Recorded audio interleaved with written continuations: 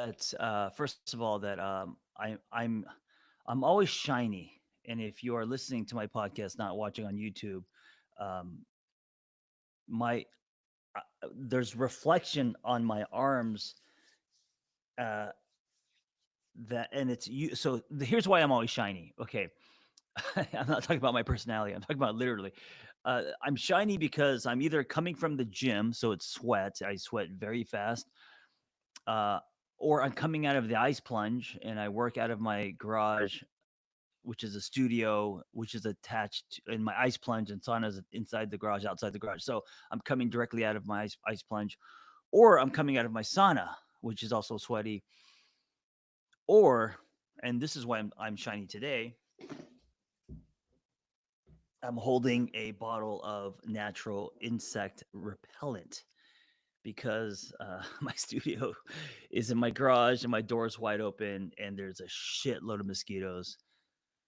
Oh, I don't know where they're coming from. I know there's been an explosion of mosquitoes, and for some reason, they mosquitoes love me, so I get bit constantly while I'm working, and so I've got to spray this shit all over my arms. And so anyway, that's why I'm always shiny. If you've been curious why this crazy Korean is shiny, just there's my explanation. All right, 5 gratitudes today, because I need to practice gratitude more. I think everyone does. It's something that we know is good for us. And we got to put reps in, right? Like anything else. And we just forget. It's like one of those things where, like, okay, yeah, yeah, it makes sense. I agree. Gratitude change your state. To not only check things off, but to really practice believing that we have things that we are grateful for today. So we're not in this chasing state, but more in a grounded, attracting state. And of course, when you're in that state for a longer period of time, then the things that you are chasing comes, or at least meet you halfway. I feel like the universe meets us halfway. Okay, so number one, and I think it's important that when you're doing this exercise, that you are not just saying the same things that you're grateful for, because then those gratitudes become kind of lukewarm, like you're just going through the motions, right? Because if you say, your child, your partner, or whatever your knee-jerk gratitude is, that's great that you're grateful for that, but think of some other ones, think of different ones, think of nuance, and stuff that falls in between the cracks, if you will, right? So today, the first thing I'm grateful for is the change in weather in Los Angeles. I live in LA where it's always, 90, and fall is here. So it's overcast outside and it feels very cozy. Like I got to put on socks in the morning, and it feels not, listen, it's not as good as New York. Fall in New York is next level, right? Where the leaves are golden, and if you go up, like if you drive upstate in New York in the fall and you go apple picking and shit, and you're eating the because we go there, we're not going there this year, but we go there every year this time, and you get the what are those donuts called? There's a name for those donuts. They're just those plain donuts that are fresh. That and some coffee, and you're apple picking, and the leaves are like, I mean, they're just straight out of a movie, right? Like that kind, and then you're like listening to live music. It just feels like a whole different planet. LA doesn't hit those kind of high notes, unfortunately, but there is a change in weather. I mean, a week ago it was 100 degrees. It was unbearable. It was so hot, like you can't even like touch the steering wheel hot, right? And now, like today, officially, it's dropped to, I would say, 72, and it's perfect 'cause it's like you don't have to put on a jacket, but you could actually go and ride your motorcycle, and you're not going to be sweaty. You know what I'm saying? So that's what I'm grateful for today. That's number one. Number two, my story. I am super grateful for my story, and uh, if you know it, you know that most of my life I've been trying to rip out chapters because I feel like um, half of my adult life was a failure that included a career as a screenwriter, and then, of course, a 5-year marriage. It was a 10-year relationship, but a 5-year marriage. I went through a divorce, and so then like, I felt like these are two giant stains in my story. But today, as a 51-year-old who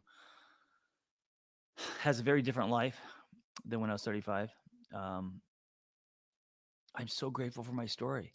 And if it wasn't for the 10 years of me as a struggling screenwriter, um, fuck, I'm getting bit as I've already gotten bit probably 4 times in the last 5 minutes of being out here in the garage. But if it wasn't for me putting in 8 hours a day in a coffee shop by myself, punching keys, thinking of clever dialogue and act break to sell the $1 million screenplay, because that would be my ticket to happiness and success, and all of that.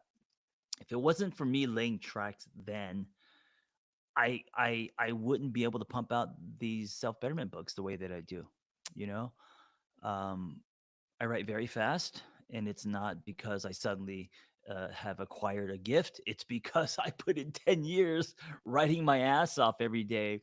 And so writing self-help books, I mean, they're so much easier to me than screenplays. And so I I'm known to knock out an entire book almost before contracts are signed. Definitely before I get paid, because in publishing, in the publishing world, everything's a little bit late, a little bit slow.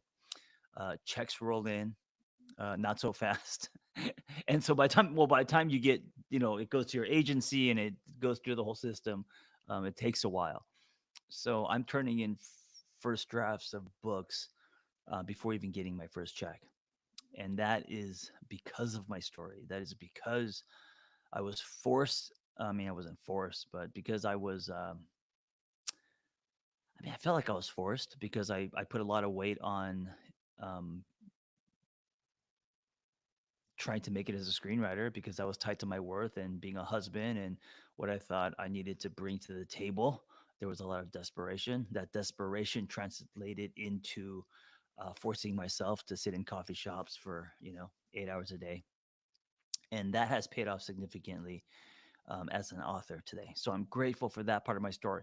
And also, yes, my divorce was difficult. And of course, it was one of the hardest things I've ever gone through.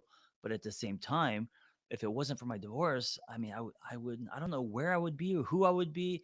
It was the greatest repositioning of my life. My divorce was my initiation. And just off topic, real quick, um, I think it's one of the things that I'm just going to say men. I think generationally, I think we are lacking initiation. But because I do a lot of men's work, um, I'm in more men's circles than women's circles, and uh, I think men these days, young men, are lacking initiation.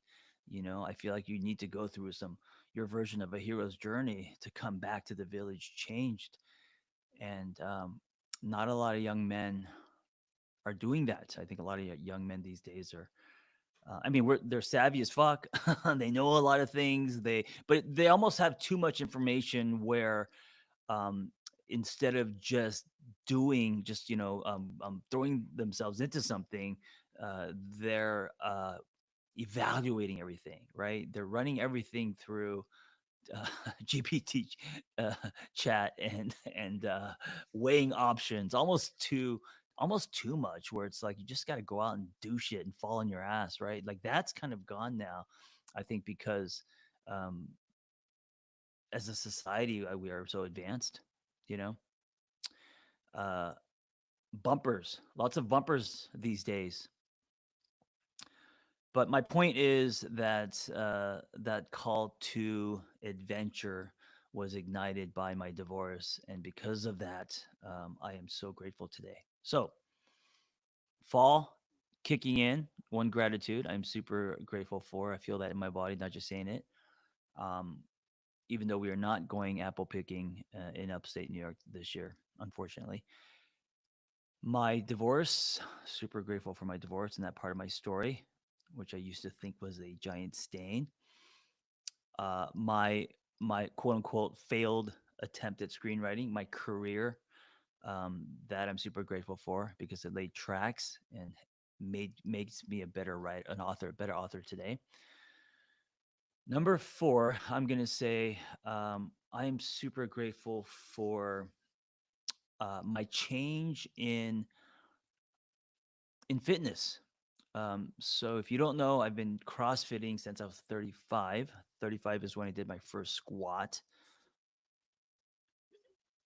and since then, that's all I've been doing. And it's something I've kind of become addicted to is that form of fitness, and have rarely switched it up. And these days, I'm finally switching it up. I'm kind of getting tired of the um, workouts where they're 5 minutes and you're going as hard as you can. Um, I want to switch it up. And so, like tomorrow, I'm going to go swimming, and I want to try to swim like half a mile, which to me is a marathon. I'm doing more like running. I'm trying to just get out of the house, and if I don't go to the gym, I'll just go out and run, in the neighborhood.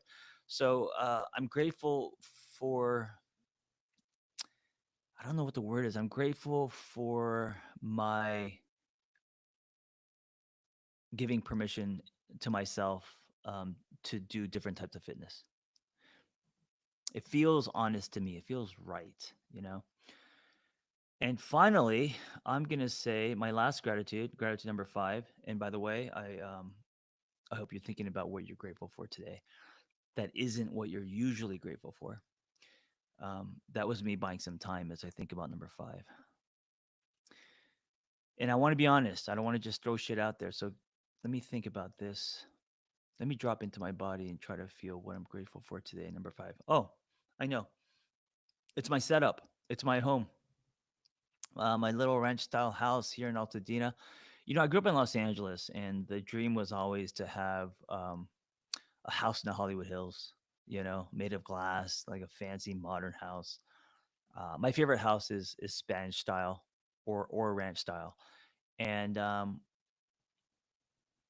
I ended up in Altadena. A little. I didn't even know. I thought Altadena was a place where milk was made. Growing up in LA, like who the fuck lives in Altadena? It's very like, it's a small little discreet city that no one knows about next to Pasadena, and it's very kind of farmy. Well, it's become kind of the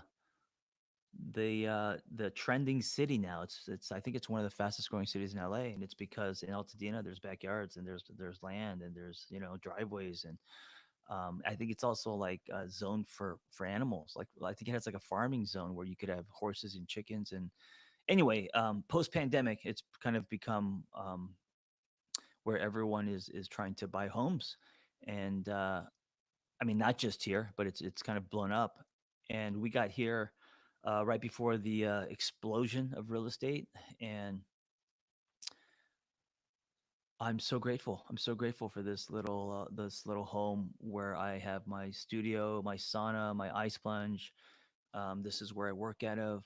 I used to work out of coffee shops, and I couldn't work unless I was in a coffee shop. And now, like if I was to be honest with myself, because I was just at a coffee shop, just like 30 minutes ago, I left a coffee shop because I actually enjoy working from home now, and this has never been the case. Like, I feel the most comfort in this space. It's where I podcast. It's where I, write and do my videos and stuff. It's just in my garage. Weezer has a song. What is it in? Isn't it in my garage? I feel safe. Okay, I'm not gonna. Sorry, I don't want to hurt your ears, but that's. I feel like that song. I don't know if it's called "In My Garage," but it's about feeling very safe in his garage, and then also channeling '90s Christian Slater from a movie called Pump Up the Volume, where he creates this um, underground radio station using various uh, old school, I don't know, satellite. I guess it's his dad's equipment in his basement, and he is known as Harry. I think Harry the Hard On, Harry Hard On. I don't know. Anyway, I'm channeling both Weezer and Pump Up the Volume, and that just feels like my podcast from my garage in Altadena. Anyway, those are my five gratitudes. And let me just take a beat and give you some time to think about yours. What are you grateful for today? What are you grateful for that you haven't been grateful for in a while? And don't just say something, like really take a beat, drop into your body. What are you grateful for? What do you feel gratitude for in your life today? I think it's an important practice. And I know I need to practice it more. And I'm encouraging you to. And maybe today is your reminder. I also want to say that as you do it, don't just think about it, but really drop into your body and feel about it. Feel your gratitudes. Thank you for listening. Be well.